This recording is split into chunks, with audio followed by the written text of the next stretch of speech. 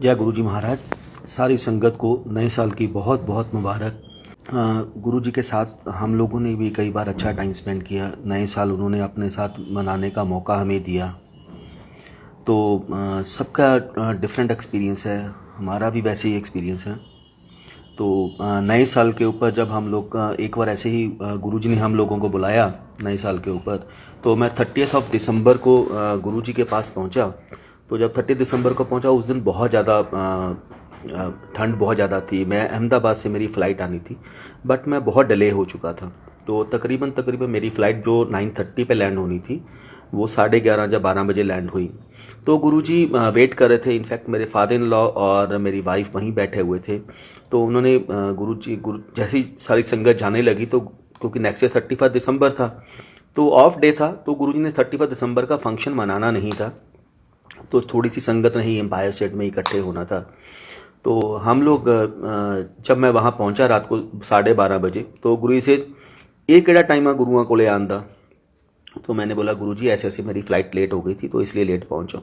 तो एक आंटी गुरुजी के चरण दबा रही थी। जब आप गुरुजी के पास जाते हो हमेशा एक चीज़ वो रहता है, गुरुजी कभी भी आपको खाली पेट यानी कि विदाउट लंगर आपको कभी भी नहीं भेजेंगे। वो लंगर तो आपको खिलाएंगे ही खिलाएंगे। तो मेरा भी वही था, क्योंकि अहमदाबाद से फ़्लाइट लेट हो गई थी। मुझे ये था कि अभी गुरुजी के पास जाऊँगा और जाते ही लंगर प्रसाद मिल जाएगा। लेकिन जैसे ही मैं गुरुजी के पास गया तो गुरु जी ने डांट लगा दी, और डांट लगाते कहते अब बैठ आंटी को सत्संग सुना। तो गुरुजी ने अपनी एक लेग्स उन आंटी के आगे रखी हुई थी और दूसरी लेग्स गुरुजी ने मेरी गोद में रख दी कि चल सेवा कर। मैं सेवा करता रहा, चाय प्रसाद आई। रात के 2:30 बजे तक मैं उन आंटी को सत्संग सुनाता रहा। सत्संग सुनाने के बाद गुरु जी का चंगा फिर चलो फिर बड़े मंदिर कल मिलते हैं नवे साल ते। जैसे ही हम लोग शाम को 31 दिसंबर को गुरु जी के पास पहुँचे तो हार्डली हम लोग मेरे ख्याल से 15 से 18 लोग होंगे। तो कोई ऐसा वो नहीं फंक्शन था कि कुछ भी करके रखा हुआ, कोई सेलिब्रेशन नहीं, कोई कुछ नहीं। जैसे ही रात के 12 बजे तो हम लोग सब गुरुजी को फूल देने लगे कि गुरुजी हैप्पी न्यू ईयर। तो एक ही बुक्का लेके आए थे उस समय। तो एक बुक्का सबने खोला, एक एक फूल गुरुजी ने सबको पकड़ाया और गुरुजी को पकड़ाने के लिए दे दे। जैसे ही मेरी टर्न आई तो मेरे से पहले सैनी अंकल थे, उन बड़े मंदिर पहुंचो, रात को 12:30 बड़े मंदिर मिलते हैं। तो 12:05-10 हो गए थे। जैसे ही गुरुजी के पास मैंने फूल दिया तो माथा टेकने लगे। तो गुरुजी कहते नरेंद्र इस बार फॉग नहीं पड़ी। उस समय वाकई 31 दिसंबर तक बिल्कुल भी फॉग नहीं थी। मैं कहा हाँ जी गुरु। कहते कुदरत के नियम ने ही गर्मी सर्दी और धूप और छाँव और फॉग ये पड़नी बहुत ज़रूरी है, क्योंकि अगर फॉग नहीं पड़ेगी तो जितनी सब्जियां हैं, जितनी हमारी कनक है, इनके बीच में मिठास नहीं कभी आएगी। तो इसलिए फॉग पड़नी भी उतनी ही ज़रूरी है। तो मैं कहा हाँ। गुरु जी भी बातें करने लगे। गुरु जी कहते चलो बड़े मंदिर चलते हैं। तो ही सेज कि नहीं नहीं यार, वही काम कर, सैनी को रोक, यहीं पे बैठते हैं। क्योंकि उनकी डॉटर इन लॉ प्रेग्नेंट थी। तो मेरे ख्याल 7 से 8 मंथ था कि बहुत ज़्यादा रोड बम्पर आते हैं, तो कहीं प्रॉब्लम ना हो जाए, हमें बड़े मंदिर नहीं जाना। तो इससे पहले कि मैं बाहर पहुंचा देखा तब तक वो जा चुके थे। तो गुरुजी प्लानिट चलो ठीक है कि चलो चलते हैं। तो गुरुजी के साथ हम लोग 10-15 लोग जितने थे वहाँ गए। तो मेरा सिर्फ यह है कि जो संगत का प्यार गुरुजी के लिए था, जब हम लोग वहाँ पहुँचे तो वहाँ तकरीबन मेरे ख्याल से 25 से 30 संगत, क्योंकि बड़े मंदिर का हॉल का गेट नहीं खुला था। शिव जी की मूर्ति के आगे वो 25-30 लोग शिव जी की आरती कर रहे थे। तो जैसे ही 12:30 पौने 1 हम लोग वहाँ पहुँचे तो उनके लिए तो बोनांजा बन गया। कहते हैं ना कि बिना मांगे सब कुछ मिल गया उनको। तो क्यों, गुरुजी महाराज खुद वहाँ पहुँच गए। जैसे गुरुजी वहाँ पहुँचे, लंगर हॉल का गेट खुला तो गुरुजी वहाँ बैठे। तो रात को 1-1:15 बजे गुरुजी ने पंजाबी गाने चलवाने शुरू किए। 1:15 के नियर अबाउट का टाइम होगा। तो गुरुजी ने सिंगला अंकल को बुलाया। कहते सिंगला कुकी आंटी को फ़ोन कर। तो जैसे ही कुकी आंटी को उन्होंने फ़ोन किया तो उन्होंने बोला गुरुजी फ़ोन नहीं उठा रहे। तो गुरुजी के पास ही बैठे थे अंकल। तो 5-7 मिनट और निकले तो फिर गुरुजी कहते फ़ोन कर।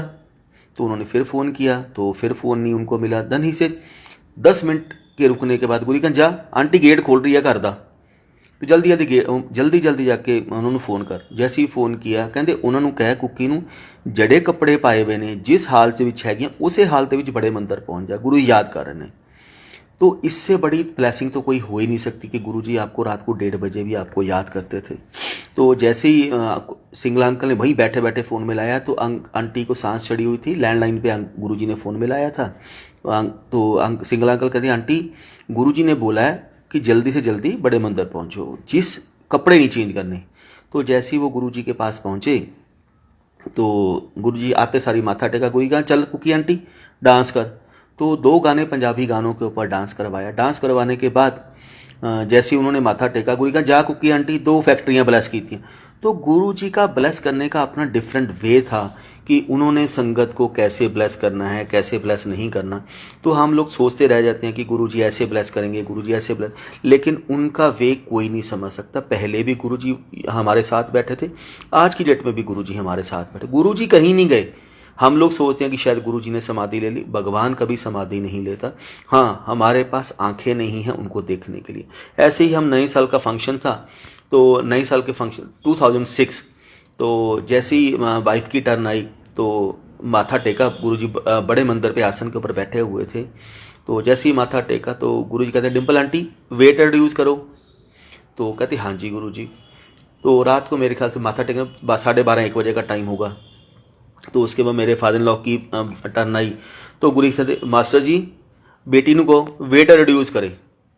कहते ठीक है गुरुजी। उसके बाद किसी और ने माथा टेका, फिर बेटे ने माथा टेका। जैसे ही मेरी टर्न आई गुरु से नरेंद्र आंटी को कहे वेट रिड्यूस करना है 10 किलो 1 महीने दे विच।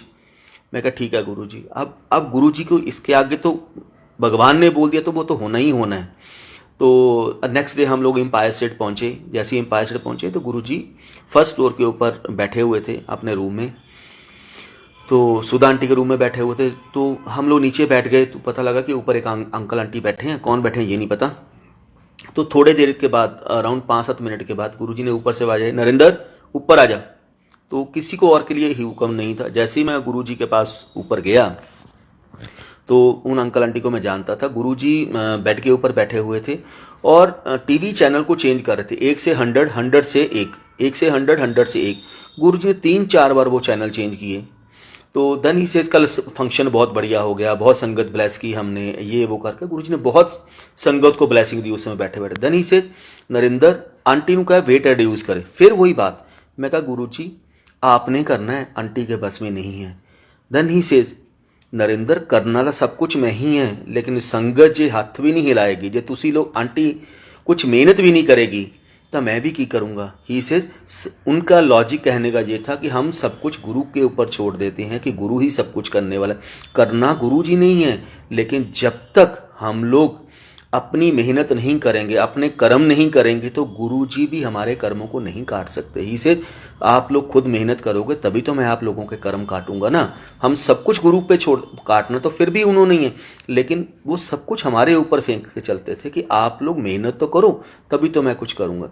तो जैसे हम लोग नीचे आए, लंगर वगैरह करने लगे, तो गुरु जी जैसे लंगर किया तो गुरु जी कहते डिम्पल आंटी कल तो खाना नहीं खाना बिल्कुल भी, तो सिर्फ एक सूप पीना है, वो भी काली मिर्च डाल के और हल्का सा नमक डाल के।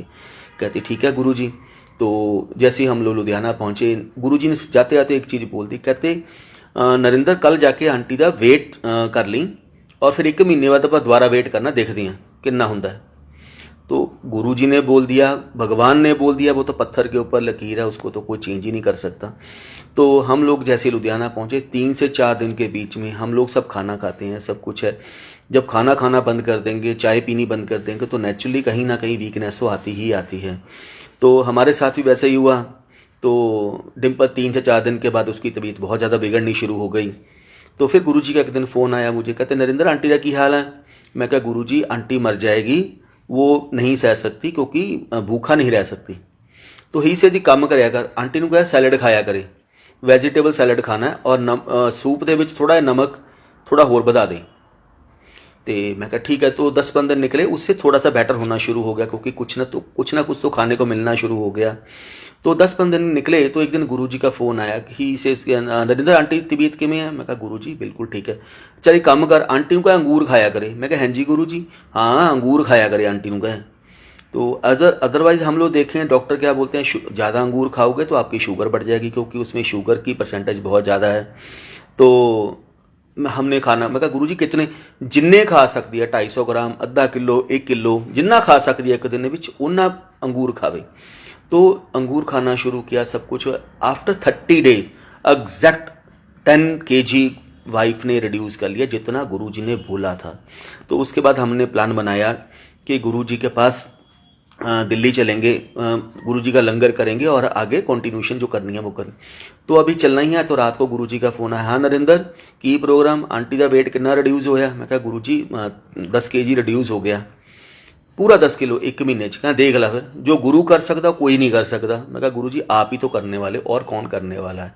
दनी से दी कम कर, अजे 15 दिन तन्ने होर नहीं आना दिल्ली, जब तक मैं ना बोलूँ। 15 दिन के बाद दिल्ली आना है, लेकिन हाँ खाना पीना वही रखना है जो अभी आंटी खा रही है, अभी लंगर शुरू नहीं करना, लेकिन अभी 15 दिन के बाद मेरे पास आना है, तब जाके देखें। लेकिन हाँ एक चीज़ है, अब इसके बीच में कोई भी वेट आगे रिड्यूस नहीं होगा, जितना मैंने करना था उतना मैंने रिड्यूस कर दिया। तो करने के बाद हम लोग 15 दिन के बाद गए। जैसे ही गए तो उसके बाद 1 भी ग्राम का डिम्पल आंटी का वेट रिड्यूस नहीं हुआ।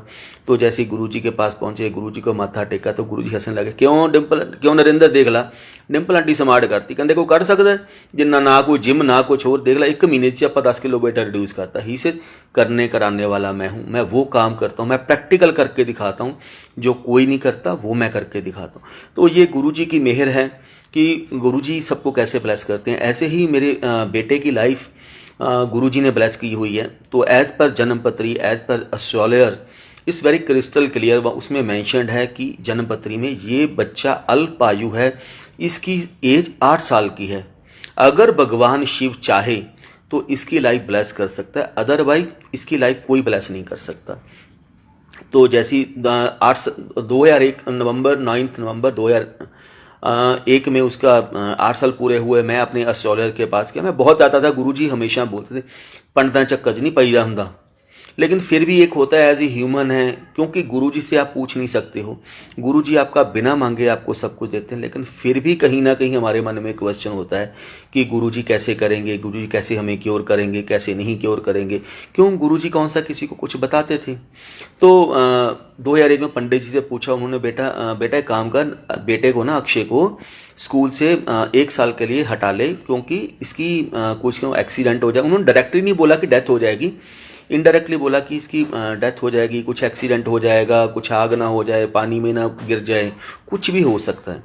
तो करने के बाद मैंने उनको बोला ठीक है अंकल, मैं थोड़े दिन के बाद हटा लूँगा, क्योंकि जैन फेब में नया सेशन शुरू होगा, उसके बाद मैं नहीं 1 साल के लिए ड्रॉप आउट करवा लूँ। तो 24 दिसंबर 2001 को गुरुजी जलंधर में आए। तो 24 दिसंबर के आने के बाद उसके बाद हम लोग जाना शुरू किया। नए साल के बाद मुझे भी सेवा में मौका मिल गया। तो एक दिन मैंने, शगन अंकल थे जो गुरुजी के ड्राइवर थे, तो दोपहर में हुक्म होता था आने का, शाम को हम लोग 5 साढ़े 5 बजे आए। तो दोपहर में भी आके गया था, शाम को भी आया। जैसे ही शाम को आया तो मैंने अंकल को बोला, अंकल एक छोटी सी रिक्वेस्ट है, पंडित जी ने बोला है कि अक्षय की लाइफ बहुत छोटी है, और अगर प्लीज़ आप गुरुजी से रिक्वेस्ट कर दो, अगर गुरुजी मुझे कुछ भी ब्लेस कर दें। क्यों, हमें क्या होता है लोटा ब्लेस करके दे दें, गुरुजी कई संगत को लोटा ब्लेस करते थे, कईयों को ओम ब्लेस करते थे, कि अगर गुरुजी कुछ भी कर दें, क्योंकि मेरे एक ही बेटा था, एक ही बेटा है, और कि गुरुजी ने बोला था कि अगर गुरुजी चाहे तो सब कुछ कर सकते हैं। तो मैंने जैसे ही उनके पास, अंकल कहते तुझे नरेंद्र इतने साल हो गए हैं, तुझे मालूम है कि गुरुजी हमेशा एक ही चीज़ बोलते थे, गुरुआं तो मंगीदा नहीं हुंदा, गुरुआं ते विश्वास करीदा हुंदा है, मांग के अपने गुरु को छोटा नहीं करते। तो मैंने अंकल को बोला, अंकल प्लीज़ ये कर, कहते मैं गुरुजी को जाके रिक्वेस्ट कर सकता हूँ, इसके आगे कुछ नहीं कर सकता। गुरुजी अपने रूम में बैठे थे, मैं जलंधर मंदिर के हॉल में गुरुजी के आसन के आगे बैठा था। तो 2 मिनट बाद वो आए गुरुजी से, गुरुजी कहते हाँ नरेंद्र को भेज अंदर। जैसे ही मैं वहाँ पर गया, मैंने गुरुजी को प्रणाम किया। तो गुरु कहते हाँ की गल होगी। मैं कहा गुरुजी वो ना अक्षय, पंडित जी ने बोला है कि अक्षय की लाइफ बहुत छोटी है, ही सेज पंडितां ਚੱਕਰ 'ਚ नहीं पैदा ਹੁੰਦਾ, पंडितां ਨੂੰ अपनी उम्र का तो पता नहीं हैगा, दूजिਆਂ ਦੀ उम्र का की दसणगे। ही से जन्म और मौत सिर्फ भगवान के हाथ में है और किसी के हाथ में नहीं है। तो उन्होंने बोला चल आंटी को सत्संग सुना। उस समय अगर मैं सत्संग की बात करूं, मैं हमेशा एक ही चीज़ सोच रहा था कि मेरे 5 से 6 सत्संग हुए हैं, कि यही मेरा गुरुजी ने कल्याण किया और कोई मेरा कल्याण नहीं किया। तो मैंने वो आंटी को सुनाए, 5 6 सुनाए या 7 सुनाए। वो भी आंटी गुरुजी के पाँव प्रेस कर रहे हैं, मैं भी गुरुजी के पाँव प्रेस कर, और गुरुजी सूप पी रहे हैं। तो मैंने जैसे ही 5-6 करने का बंद किया, तैन गुरुजी ओपन द फोल्डर, नरिंਦਰ आ भी तेरा काम ਕੀਤਾ, ਆ ਵੀ ਤੇਰਾ ਕੰਮ ਕੀਤਾ, ਆ ਵੀ ਤੇਰਾ ਕੰਮ ਕੀਤਾ। ਹੀ ਸੇ ਜਦੋਂ ਗੁਰੂਆਂ ਦੇ ਲੜ ਲੱਗਦੇ ਆ ਤਾਂ कोई चीज़ बाई चांस नहीं होती। एवरीथिंग विद गुरु चॉइस, होना वही है जो गुरु ने चाहना है, तुम्हारे चाहने से कुछ नहीं होगा। तो तब उन्होंने एक एक करके मेरे 5 सत्संग या 6 सत्संग को उन्होंने 50 से 60 सत्संग बना दिए, जिसको मैं ये सोचा ये तो बाई चांस हो गया। ही से कोई चीज़ बाई चांस नहीं होती। तब गुरुजी ने मुझे बोला था, नरिंਦਰ तेरे घरे भी गया सी रब एक बार, तेरे घरे मैं ब्रह्मा ते विष्णु भीख मंग के आए हैं तेरे घरे, क्योंकि रब भी अपने भगतां को जांदा वै। जरूरी नहीं कि मैं इसी रूप में जाऊँगा जिस रूप को आप पहचान रहे हो, मैं तो किसी रूप में भी जा सकता हूँ। तो उसके बाद गुरु कहा चलो जाके सेवा करो। तो गुरुजी ने कुछ नहीं बोला, ना जग ब्लेस करने के लिए बोला, ना लोटा ब्लेस करने के लिए बोला, ना ओम वगैरह लाने के लिए बोला, ना कुछ और दानपुल बोला। तो रात को 11:30 जैसे ही संगत गई, पूरा मंदिर वाइंड अप करके हम लोग जाने लगे। तो गुरुजी ने कुछ नहीं बोला। तो भाई फिर जाते जाते कहती कुछ गुरुजी ने बताया। मैं कहा नहीं, गुरुजी ने कुछ नहीं बताया। अब सेकंड टाइम आप गुरुजी से कोई भी चीज़ नहीं पूछ सकते थे। तो एक हफ्ते के बाद गुरुजी ने जैसे ही हम रात को जाने लगे, तो गुरु से नरिंਦਰ कल ना बद्दन अंकल के घर पे सत्संग रखा है। Baddan uncle is one of the Guruji favourite संगत फ्रॉम जलंधर। तो income tax excise and taxation अभी वो कमिश्नर रिटायर हुए हैं थोड़ा टाइम पहले दिल्ली से। तो उनके घर पे सत्संग है और तूने आना है। गुरुजी आपको इनवाइट करें, इससे लकी आप हो नहीं सकते, और आप गुरुजी को मना करो, आपसे अनलक्की कोई नहीं हो सकता। क्यों? बहुत ही कम संगत होती थी जिसको गुरुजी अपने साथ संगत में लेके जाते। सारी संगत इनवाइट नहीं होती थी अगर कहीं सत्संग होता था जहाँ पे गुरुजी ने जाना होता था। बहुत ही लिमिटेड एडिशन गुरुजी बुलाते। उस समय भी गुरुजी एक ही चलते, नवी संगत नूं लैके आओ, ਵੱਧ ਤੋਂ ਵੱਧ नवी संगत लैके आओ। तो मैं जैसे ही मैंने बोला गुरुजी मेरा आना मुश्किल है। यानी से देख, गुरु ने तुझे इनवाइट कर दिया, मैंने तुझे इनवाइट कर दिया, आना ना आना तेरा काम है, लेकिन जब तक तू नहीं आएगा मैं बद्दन के घर से वापस नहीं आऊँगा। अब ये गुरुजी का प्यार था, गुरुजी का ब्लेस करने का तरीका था। तो ही से हूँ तेरे च दम चाहिदा नरिंਦਰ, तू अपने गुरु को बद्दन के घर पे कितने दिन छोड़ सकता है। तो इसे इमोशनल ब्लैकमेलिंग, इसे प्यार, इसे ब्लेसिंग, वे ऑफ ब्लेसिंग्स। तो मैं रात को 9:30 बजे चंडीगढ़ से यहाँ पे पहुँचा। तो 10 बजे गुरुजी के पास पहुँचा। कोई मेरा कलीग मुझे लेने आए हुए थे दोनों। तो जैसे ही मैं गुरुजी के पास पहुँचा, गुरुजी हलवा प्रसाद बांट रहे थे, और हंसराज हंस जी गुरुजी के चरणों में बैठ के पंजाबी गाने सुना रहे थे। गुरुजी हलवा प्रसाद बांट रहे हैं। बांटते बांटते तो जैसे ही मेरी टर्न आई, गुरुजी ने मेरी तरफ देखा, प्रसाद दिया। ही से बहुत दूर से आया होगा। ही सो केयरिंग गुरु, ऐसा गुरु कभी नहीं मिल सकता। तो ही से कि नरिंਦਰ बहुत दूर से आया, भूख लगी होगी, जल्दी जल्दी जा लंगर कर ला, लंगर करके फिर आ जा। मैंने जल्दी जल्दी लंगर किया। हार्डली एक चपाती ली होगी या एक पूरी ली होगी प्रसाद में। क्यों? गुरुजी आपको कितना टाइम अपने साथ खड़े होने का टाइम देंगे पता नहीं, 5 मिनट मिलेंगे, 10 मिनट मिलेंगे। तो मैं जल्दी जल्दी भाग के वहीं पे गया, जल्दी लंगर करके गेट के पास आके खड़ा हो गया। तो जैसे गेट के पास हुआ, गुरुजी अपने हाथ वॉश करके बैठे हुए थे। तो लेकिन गुरुजी के पास हलवे की थाली एज इट इज़ जो थाल में पड़ा था हलवा, वो गुरुजी के पास पड़ा था। तो गुरुजी हंस को बुला रहे, ये गाना सुना, ये गाना सुना। हम लोग दूर बैठे थे, तो गेट के पास खड़े थे। वो 2-3 गाने सुनते। 10-15-20 मिनट के बाद गुरुजी ने एक फिंगर की संगत की तरफ की। गुरुजी एक उंगली ही करते थे ऐसे करके। तो लेकिन किसी को ये नहीं पता था किसको बुलाया है। जिसका बुलाना है, अगर कोई दूसरा जाएगा उसके डांट बहुत पड़ती थी। तो सब एक दूसरे की तरफ देख रहे हैं कि तुम्हें बुलाया है, तुम्हें बुलाया है। दानी गुरु से नरिंਦਰ उरे आ। तो जैसे ही मैं गुरुजी को जाके मैंने दोबारा माथा टेका, तो गुरुजी दोबारा हलवा प्रसाद उठाया, और हलवा प्रसाद उठा के कहते लै फड़ नरिंਦਰ, तेरे मुंडे की उम्र ब्लैस करती। कहते देख ला, रब एक शिव है जिहड़ा सीधी संगत किसदी एज ब्लैस कर सकता, होर किसी देवता कोले है नहीं। तेरे मुंडे की उम्र ब्लैस करती। कहते नरिंਦਰ तेरे मुंडे की उम्र इत्थे ब्लैस करनी लिखी उसी बदन दे करे। ही से संगत को कभी भी मान नहीं करना चाहिए। वहीं बैठे बैठे गुरुजी बोल रहे थे, कहते संगत नूं कदे मान नहीं करना चाहिए। मेरे घरे सत्संग रखिया वै, कहते सत्संग गुरु ऑर्गेनाइज करता है, टाइमिंग गुरु डिसाइड करता है, जगह गुरु डिसाइड करता है, और संगत भी गुरु डिसाइड करता है। किसका कल्याण मैंने कहाँ लिखा हुआ है वो मैं डिसाइड करता हूँ, वो आप लोग डिसाइड नहीं करते। अगर मैंने आप लोगों को संगत में नहीं बुलाना तो मेरी विदाउट मर्जी के आप वहाँ पहुँच भी नहीं सकते। तो ही से तेरा कल्याण नरेंद्र अक्षय द कल्याण बदन दे करे लिखा है। वैसे मैं इसको जलंधर मंदिर में, दिल्ली मंदिर में कहीं ब्लेस नहीं कर सकता था, उसका कल्याण यहीं लिखा हुआ था। धन ही से चल जाके जलंधर मंदिर चाय प्रसाद बना, मैं आ रहा हूँ। तो संगत के लिए चाय प्रसाद बना, तो हम लोग वहाँ से निकले। गुरुजी उसके आधा घंटा बाद चले, तो वहाँ जाके चाय प्रसाद वगैरह रखी। तो गुरुजी के साथ 20-25 संगत थी, वहाँ पे जाके चाय संगत सबको दी। जैसे ही जाने लगे तो गुरु से नरेंद्र अक्षय के लिए एक ना चांदी का लॉकेट बना के लेके आना। तो मैं कहा गुरुजी कितना का बड़ा बनाना, ही से छोटा। अगर किसी ने देखा होगा 5 पैसे होते थे पहले, ही से बहुत छोटा जब बनाना आपा ने, बच्चा वह कहीं बच्चे के शरीर पे न लगे, सब तरफ से बंद करवाना उस लॉकेट को, ताकि कहीं से भी बच्चा कई बार हाथ लगा लेता है, तो ताकि उसकी बॉडी को सिर्फ टच करे, उसकी बॉडी को स्क्रैच वगैरह ना पड़े। तो मैं कहा ठीक है गुरुजी, बहुत छोटा। कहते बहुत शॉर्ट टाइम लिए पवाना है, आपा नहीं पवाना, कहते लॉकेट लुकट नहीं पवाने, आपा ने बहुत शॉर्ट टाइम लिए पवाना है।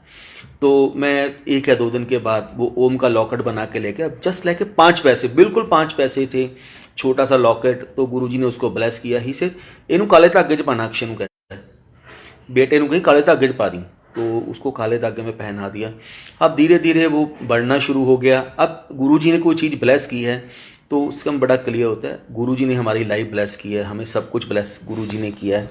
मेरी फैमिली की लाइफ कितनी बार गुरुजी ने ब्लेस की होगी मुझे भी नहीं पता।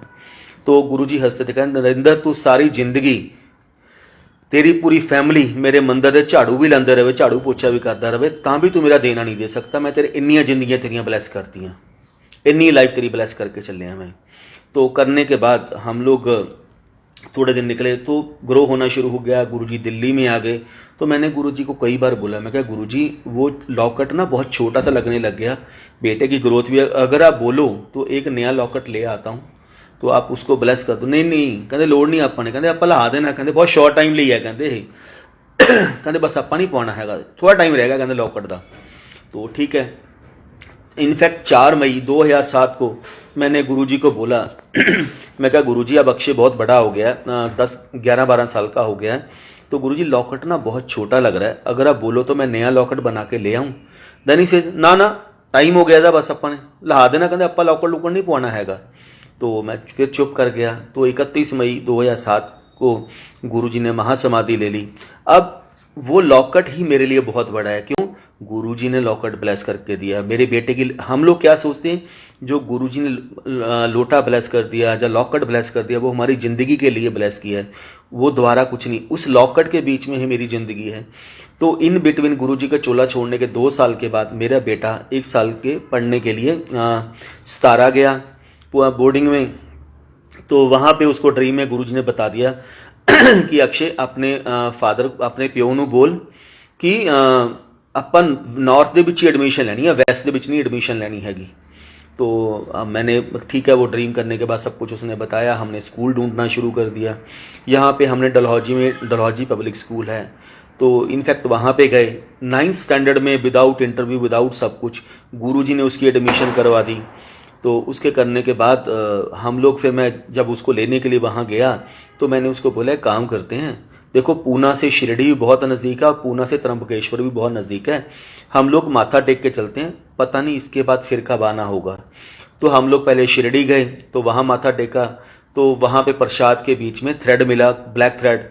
मेरे बेटे ने जो लॉकेट पहना हुआ था उसका थ्रेड बहुत ख़राब हो गया था। तो मैंने सोचा मैं थ्रेड चेंज कर देता हूँ। क्यों? गुरुजी बोलते थे साईं दा तेरे गुरु दा चेला है। क्यों? मैं तो महाशिव हूँ, वो मेरा चेला है। कहते जो शिरडी वाले साईं थे वो पूर्ण गुरु थे, वो सच्चा संत था, पहुँची हुई शख्सियत थे। क्यों? वो फ़कीर था, वो लोगों के कल्याण करते थे। तो मैंने वहाँ से थ्रेड चेंज किया। तो हम लोग उसके बाद त्र्यंबकेश्वर पहुँचे, नासिक पहुँचे। त्र्यंबकेश्वर में माथा टेकने के बाद बहुत रश था, तो हम लोग लाइन में लगे, क्यू में लग के वहाँ गए। तो जैसे ही बाहर आए गाड़ी में बैठ के वापस चले गए। अराउंड 30 से 40 किलोमीटर हम लोग नासिक से जब बाहर निकल गए तो मैंने बेटे को बोला तू देख जरा तेरा वो थ्रेड ठीक है। तो जब देखा तो लॉकेट ही नहीं है। उसने पूरे कपड़े उतार के देख लिए, वो लॉकेट नहीं मिला। तो गाड़ी अच्छी तरह चेक की। फिर हम लोग वापस नासिक गए, त्र्यंबकेश्वर गए, उनके जो गार्ड ऊपर सिक्योरिटी गार्ड बैठे थे उनको रिक्वेस्ट किया कि सर ऐसे ऐसे है, एक लॉकेट हमारा अंदर गिर गया है, चांदी का छोटा सा लॉकेट है, अगर आप ढूंढवा दो क्योंकि वो मेरे लिए बहुत इंपॉर्टेंट है। उनसे रिक्वेस्ट की, उन्होंने एक बंदा मेरे बेटे के साथ भेजा अंदर, पूरा मंदिर ढूंढ लिया बट वो लॉकेट नहीं मिला। उस लॉकेट की तब उस लॉकेट को बने हुए 7.5 साल हो चुके थे। तो गुरुजी के हिसाब से उसकी लाइफ पूरी हो चुकी थी।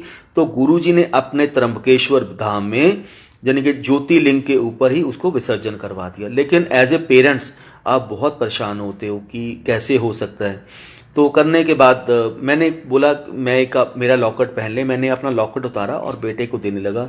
वो लॉकेट गुरुजी ने अपने हाथों से हमें दिए थे, तो हमारे लिए बहुत इंपॉर्टेंट थे। तो मैंने उसके ऊपर गुरुजी ने अपने आप चांदी के ऊपर गुरुजी ने केमिकल लगा हुआ है उस लॉकेट के ऊपर, नीचे फोटो है, उसके ऊपर गुरुजी ने ओम बनाया हुआ है और उसके ऊपर ही गुरुजी ने शेषनाग बनाया हुआ है। इनफैक्ट मैंने गुरुजी को ही बोला था, मैं कहा गुरुजी मेरे लॉकेट के ऊपर ना ओम और शेषनाग बन गया है। तो गुरुजी हंसने लगे, देख ला रब ही कर सकता है और कोई नहीं कर सकता। ही से केमिकल के उत्ते कौन लिख सकता है, केमिकल पे कभी ओम लिखा जाता है, लेकिन भगवान चाहे तो हर एक चीज़ के ऊपर ओम लिख सकता है, पत्थरों के उत्ते भी ओम लिख सकता है। तो देख ला रब कर सकता। तो मैंने वो उतार के देने लगा। तो मेरे बेटे का अगर मैं बोलूँ, ये नहीं है कि हम लोगों का विश्वास है, जो मेरा बेटा है वो पुरानी सोल शायद गुरु से कनेक्टेड है। तो वो हंसने लगा, पापा मुझे एक चीज़ बताओ, क्या लॉकेट के थ्रू ही गुरुजी ब्लेस करेंगे? गुरुजी हमारी सोल को ब्लेस करते हैं। और जब हम गुरुजी के पास जाते हैं तो गुरुजी हमारी सोल को ब्लेस करते हैं। लॉकेट तो सिर्फ एक बहाना है, हम अपने मन को तसल्ली देते हैं कि मैंने गुरुजी का लॉकेट पहना हुआ है, लेकिन ब्लेस तो गुरुजी हमें हमारी सोल को ब्लेस करके चलते हैं। तो उसने बोला नहीं नहीं पापा आप रहने दो, कोई भी एक छोटा सा लॉकेट पड़ा हो। तो मेरे पास एक छोटा सा लॉकेट पड़ा था, ही से कोई भी लॉकेट मुझे दे दो, मैं पहन लूँगा। तो मैंने एक छोटा सा लॉकेट था उसको दे दिया। तो उन लॉकेट के जाने के बाद मैं यहाँ पे आया कि तो जैसे ही 1 हफ्ते के बाद वाइफ ने बोला एक काम करती हूँ भाई, मलेरकोटला गई अपने यानी कि अपने मायके गई। तो वहाँ पे इनका जो ज्वेलर था उनको बोला, वो भी गुरुजी को मानता था, कि वहाँ से एक अक्षय के लिए ओम का लॉकेट हम नया बना देते हैं, गुरुजी की फ़ोटो के आगे रख देंगे, गुरुजी खुद ब्लेस कर देंगे उसे। तो जैसे ही उनके पास गए कि भैया एक लॉकेट बना देना ओम का ऐसे ऐसे। तो उन्होंने बोला दीदी मैंने ना एक लॉकेट बनाया हुआ है मैंने 4 लॉकेट बनाए हैं, ओम के बीच में गुरुजी की मैंने फोटोग्राफ लगाई हूँ, आप एक बार देख लो, सो ब्यूटीफुल लॉकेट। तो उन्होंने बोला आंटी दीदी मैंने 4 लॉकेट बनाए हैं, किसी के लिए आप ले जाओ, मैं उनके लिए फिर बना दूंगा।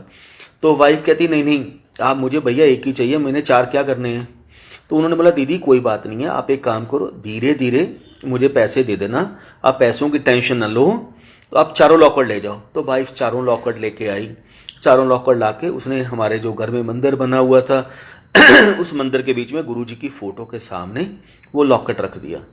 तो कि गुरुजी प्लीज़ आप इसे ब्लेस कर दो, क्योंकि अक्षय का लॉकेट गुम हो गया है, मैं चाहती हूँ इस लॉकेट के बीच में से एक लॉकेट मैं अक्षय को दे दूँ।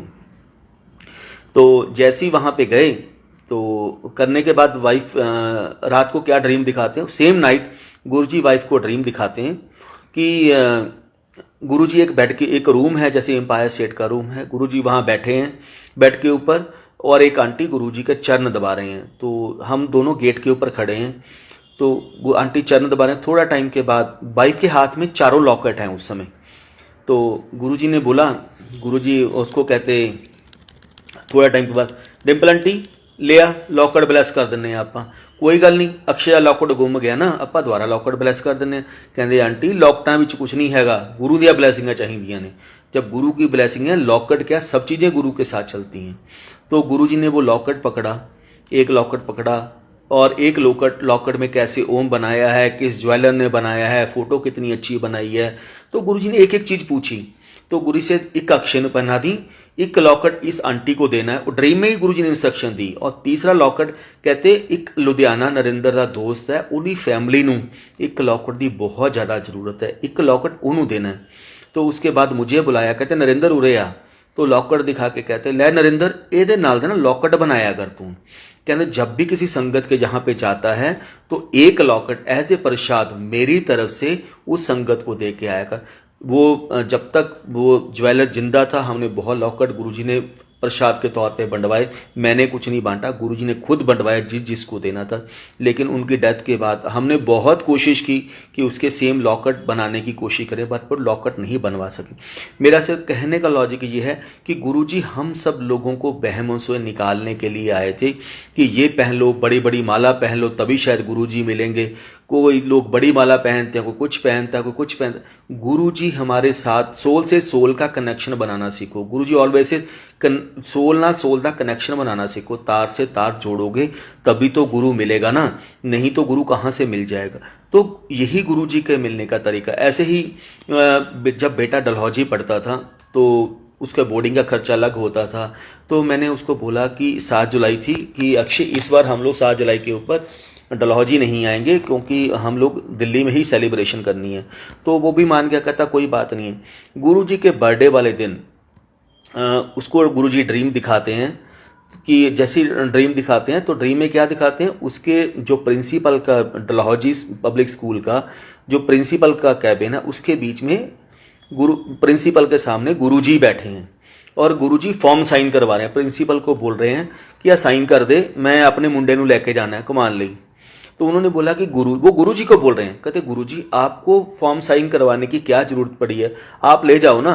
उन्होंने बोला नहीं, रूल इज रूल, जो रूल है वो सबके लिए एप्लीकेबल हैं, वो मेरे लिए भी एप्लीकेबल है, तो आप साइन कर दो तो मैं उसको लेके जाना है मुझे। तो वो प्रिंसिपल ने फॉर्म के ऊपर साइन किया, वो गुरुजी के साथ बाहर आया। तो जैसे ही बाहर आया तो गुरुजी ने मेरे बेटे की बाजू पकड़ी, कहता पापा गुरुजी ने मेरी बाजू पकड़ी और मुझे पूरे डलहौजी की जो मार्केट है वहाँ पे घुमाने के लिए ले गए। तो गुरुजी ने बोला, कहते मुझे मालूम है अक्षय तेरा बाप नहीं आ सकता, तेरे प्यो ने इस बार नहीं आ सकता क्योंकि वो दिल्ली में बर्थडे सेलिब्रेशन कर रहे हैं। कहते कोई गल नहीं, कहते अपा आ गया ना, कहते मैं तेनू घुमा के लेके आना। तो गुरुजी मेरे बेटे को खुद अपने बर्थडे के ऊपर ब्लेसिंग देने के लिए, उस गुरुजी अपने बर्थडे की ब्लेसिंग देने के लिए उसे वहाँ पे लेके गए मार्केट में। गुरुजी ने ड्रीम में उसको चॉकलेट परचेज करके दी, टॉफ़ी परचेज करवा के दी। कहते ले फड़ अक्षय मेरे बर्थडे थे तेनू बहुत बहुत मुबारक। तो ये है गुरुजी से प्यार का कि आप गुरु से प्यार बनाना सीखो, गुरु से कनेक्ट करना सीखो। गुरुजी तो पल पल हमारे साथ रहते हैं। तो पीछे जब हम लोग दिल्ली में आए तो एक बहुत चल रहा था कि गुरुजी ने बोला है येलो ब्लैक कपड़ा नहीं पहनना, गुरुजी ने बोला है ब्लू कपड़ा नहीं पहनना, गुरुजी ने वहाँ से कपड़े निकलवा दी। बहुत सारी संगत डिफरेंट कोई किसी ने जिसके घर पे साड़ियाँ पड़ी थी, जिसके घर में सूट पड़े थे, ब्लू ब्लैक निकालने शुरू कर दिए। आप गुरुजी के सारे कलर गुरुजी के फेवरेट हैं, ब्लू कलर भी फेवरेट है गुरुजी का, ब्लैक कलर भी फेवरेट है गुरुजी का। तो कोई गुरुजी सबके लिए एक स्पेसिफिक होता था, ऐसा नहीं है कि गुरुजी ने एक संगत को बोल दिया वो सबके लिए एप्लीकेबल था, ही से सबकी मेडिसिन अलग है। तो ऐसे ही फिर गुरुजी ने एक बार पहले गुरुजी के चोला में जब थे गुरुजी, एक वाइफ को ड्रीम दिखाया था। मेरी वाइफ को येलो कपड़ा और येलो और पिंक कलर बहुत पसंद होता था। तो इसको क्या दिखा रहे हैं कि इसने येलो सूट पहना हुआ है और ऊपर से आसमान से एक शिप आता है जिसको हम लोग विमान बोलते हैं कि अगर अच्छे कर्म किए हैं तो आपको विमान लेने के लिए आता है। भगवान आपको विमान बेचा लेने के लिए, अपना कन्वेंस बेचा लेने के लिए। तो वाइफ ने येलो कपड़ा पहना, जो वो आ रहा है विमान आ रहा है, जो बोट आ रही है आसमान से वो पूरे येलो फूलों से सजी हुई है, येलो कपड़ा लगा हुआ है और उनके बीच में 2 जेंट्स हैं और 2 लेडीज़ हैं, उन्होंने भी येलो ही कपड़े पहने हुए हैं। तो येलो कपड़े पहने जैसी अपने अब सीढ़ियाँ बन गई, जैसी मेरी वाइफ के पास पहुँचे वहाँ से एक लेडीज़ और जेंट्स उतर के आए। उन्होंने मेरे वाइफ की बाजू पकड़ी कि आपकी एज कंप्लीट हो गई है, आप चलो, क्योंकि आपने येलो कपड़े पहने हुए हैं। तो जैसे ही हमारे पड़ोस में लुधियाना में एक आंटी रहते थे तो ड्रीम में उन्होंने उनके मेरी वाइफ के कपड़े फाड़ने शुरू कर दिए कि डिम्पल मैं कपड़े ही येलो फाड़ देती हूँ, जब येलो कपड़े ही नहीं होंगे तो तुम्हें लेके नहीं जा सकेंगे। तो उन्हें कपड़े फाड़ रहे ड्रीम में, तो वो उनको लेके जाने लगे। जैसे ही आके जाने लगे उनके बीच में आके पास आके गुरुजी खड़े हो गए। तो गुरुजी कहते अभी आंटी दी एज नहीं हुई, आंटी ने बड़े काम करने ने हजे, तुसी चलो। तो गुरुजी ने उनको नमस्ते किया, उन्होंने गुरुजी को प्रणाम किया। वो चारों को चारों अपने द्वारा बोट में बैठे और वो बोट द्वारा आसमान में चले गई। तो गुरुजी ने डिम्पल आंटी को ब्लेसिंग दी और ब्लेसिंग देके कहते डिम्पल आज के बाद येलो कपड़ा नहीं पहनना तूने, सारी ज़िंदगी के लिए तेरा येलो कपड़ा बैन है। अब वो जो येलो कपड़ा बैन है वो सिर्फ डिम्पल के लिए बंद था, बाकी किसी के लिए बंद नहीं था। तो कहते हैं आंटी जिन्ने कपड़े येलो पहने ना सब बांट देना, अपने पास एक भी नहीं रखना। कहते ठीक है गुरुजी। अब सुबह उठ के इसने ड्रीम सुनाया, तो हमने बोला ठीक है जितने पड़े हैं तो उतने बांट दो। तो लेकिन एक होता है कि जो हम सिल्की कपड़े होते हैं, बाकी होते हैं बहुत ही कॉस्टली होते हैं, हम उनको संभाल के रख लेते हैं। तो वाइफ ने भी ऐसे बोला। तो 15 दिन के बाद गुरुजी ने मुझे ड्रीम दिखाया। गुरुजी कहते हैं नरेंद्र, मैंने डिम्पल आंटी को पूरी लाइफ के लिए, पूरी जिंदगी ਲਈ मैं येलो कपड़े बंद करते, आंटी ਨੂੰ कहे येलो कपड़ा नहीं पाना सारी जिंदगी ਲਈ, ਉਹਦੇ ਲਈ बैन है। मैं कहा ठीक है। मैं कहा ठीक है गुरु जैसे आपका हुक्म। मैं सुबह उठा, वाइफ को बोला सब कुछ निकाल दे क्योंकि तूने येलो कपड़ा नहीं पहनना। तो वाइफ ने सारे सूट निकाल दिए। 5 साड़ियाँ इसके पास प्योर सिल्क की पड़ी थी, इसने वो रख ली कि मैं इसको डाइंग करवा लूँगी, कुछ और करवा लूँगी, थोड़ा थोड़ा तो येलो कलर है तो मैं बाद में रख लूँगी। तो गुरुजी ने चोला छोड़ दिया। मुझे भी नहीं पता था कि वो 5 चोले, जो 5 साड़ियाँ हैं डिम्पल के पास पड़ी हैं, गुरुजी ने चोला छोड़ दिया। चोला छोड़ने के 3 से 4 साल के बाद वाइफ को ड्रीम दिखाते हैं। कहते डिम्पल आंटी वो 5 साड़ियाँ पईयां ने ना जड़ियाँ लुधियाने ट्रंक दे विच, वो पानियां नहीं हैगियां आपां ने, वो अपनी भरजाई नूं दे दे, तेरे लिए सारी जिंदगी के लिए येलो कपड़ा बंद है। कहते आंटी तेरे लिए बंद है, सारी जिंदगी लिए पाना नहीं, उन्होंने अपा कलर करवा के भी नहीं पाना हैगा। तो ये गुरु जी की ब्लैसिंग्स हैं। गुरु जी सबके लिए इंडिविजुअल मेडिसिन लेके हैं। एक बार ऐसे ही गुरु जी ने एक सत्संग सुना रहे थे एम्पायर सेट में बैठ के, तो एक अंकल ने सत्संग सुनाया, वो गुरु जी से मिलने के पास आए तो उनकी आंख में कुछ प्रॉब्लम हो गई। तो किसी आंटी को पहले प्रॉब्लम थी, आंटी या अंकल को आंख में कुछ प्रॉब्लम थी। तो गुरुजी ने उनको बोला आंटी गुरुजी ऐसे ऐसे ये प्रॉब्लम है, उन्होंने ऑपरेशन के लिए बोला है। तो गुरु जी कहने कुछ नहीं करना, एक काम करी, आग का दूध लेके ना, आग का दूध अगर हाथ में भी लग जाए तो तब भी खारिश होनी शुरू हो जाती है। कहने आंटी आग का दूध लेके अख च पाली, ठीक हो जू। तो उन्होंने वैसे किया, उनकी आंख ठीक हो गई। वो आग का दूध नहीं था, वो पॉइजन नहीं थी, वो गुरु जी का प्रसाद था, गुरु जी की ब्लेसिंग थी जिनसे वो ठीक हो गए। वही एक दूसरी संगत को वही प्रॉब्लम हुई आंख में, उन्होंने बोला गुरुजी ने उनको मेडिसिन ये बोली थी कि आंख में आंख का दूध डालना है, तो उन्होंने वही काम किया। तो जैसे ही उन्होंने आंख किया, उनकी आंख में प्रॉब्लम आ गई, तो वो हॉस्पिटल में एडमिट रहे, आंख जाते जाते उनकी बच गई। तब उन्होंने गुरुजी को, गुरुजी बहुत दिनों के बाद आए, उनके जब एम्पायर सेट आए तो गुरुजी कहते हाँ अंकल इन्हें दिनों बाद की गल होगी। कहते गुरुजी आंख खराब हो गई थी। कहते किमें खराब होगी? कहते गुरुजी ऐसे ऐसे प्रॉब्लम हुई थी, तो आपने एक आंटी को बोला था ना कि ऐसे ऐसे आंख का दुध बना। तो गुरुजी कहते अंकल मैं तेनू कहा सी, मैंने तुझे तो नहीं बोला। कहते अंकल वो ओदी मेडिसिन सी और मेरी ब्लैसिंग थी। मेडिसिन भी तभी लगती है जब गुरु जी की ब्लैसिंग होती है। कहते अगर मैं कमा ना जहर भी पी लो, पॉइजन भी पी लो, तो गुरु उन्होंने अमृत बना देंदा है, लेकिन जो तुसी खुद पीओगे वो थोड़े लिए पॉइजन ही है। तो कहते अंकल सब ਲਈ ब्लैसिंग लग चलदियां ने, तो जो मैं एक के लिए मेडिसिन है वो दूसरे के लिए मेडिसिन जरूरी नहीं है, दूसरे के लिए भी मेडिसिन हो। तो दूसरा आप वो काम करो जो गुरु जी आपको बोलते हैं। हर एक चीज़ के ऊपर नहीं है कि हाँ उस संगत का ऐसे कल्याण किया, उसका ऐसे कल्याण किया। आप अपने कल्याण की बात करो कि गुरुजी ने मेरा कल्याण कैसे करना है। आपके लिए डिफरेंट मेडिसिन गुरुजी ने रखी होगी। तो ऐसे ही एक बार मेरी वाइफ के बैक पेन बहुत होनी शुरू हो गई गुरुजी के चोला छोड़ने के बाद, तो बहुत बैक पेन हुई, इनफैक्ट स्लिप डिस्क हो गई, बहुत इलाज करवाया। तो किसी ने बोला ऑपरेशन होगा, किसी ने बोला बेल्ट लगा के रखो। तो एक दिन रात को गुरुजी ड्रीम में आते हैं, तो हम बैठे हुए, तो गुरुजी, मैं भी बैठा हूँ, भाई भी बैठी है, गुरुजी बैठे हैं। तो गुरुजी कहते गुरुजी मेरे ना बैक पेन बहुत ज़्यादा होती है और डॉक्टर ने बोला ऐसे ऐसे स्लिप डिस्क है और तुम्हें ऑपरेशन करवाना पड़ेगा। तो गुरुजी मुझे उठा के कहते नरेंद्र उठ। तो मैंने उठा, तो क्या गुरुजी कहते आंटी दी पिठ ते लत्त मार, बोली दिन लत मार। 2 या 3 बार गुरुजी ने उनकी पीठ के ऊपर लात मरवाने के लिए बोला। तो मैंने जैसे ही उनकी पीठ पे लात मारी तो गुरुजी का जा आंटी ब्लेस करती तेरी स्लिप डिस्क अब आज, लेकिन आज के बाद तूने राजमा नहीं खाने। कहते राजमा बैव कर देने। तो कहते ठीक है गुरुजी मैं नहीं खाऊं। अगर लंगर में अगर तूने राजमा खाएगी तो सिर्फ लंगर में खाएगी, अगर घर पे बना के खाएगी तेरे द्वारा बैक पेन होगी, अगर लंगर में खाएगी तो वो तेरे लिए प्रसाद होगा। तो सबके लिए डिफरेंट है। हर एक संगत में गुरु जी के टाइम पे बड़े मंदिर में मेरे ख्याल से वीक में 1 बार या 2 बार राजमा का लंगर बनता था, लेकिन गुरु जी ने वाइफ के लिए बंद कर दिया। तो सबके लिए डिफरेंट मेडिसिन है। जय गुरु जी महाराज।